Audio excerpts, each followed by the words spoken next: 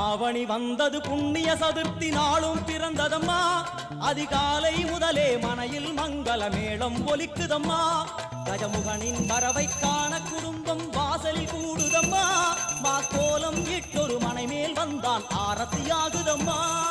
Ganapathi Raja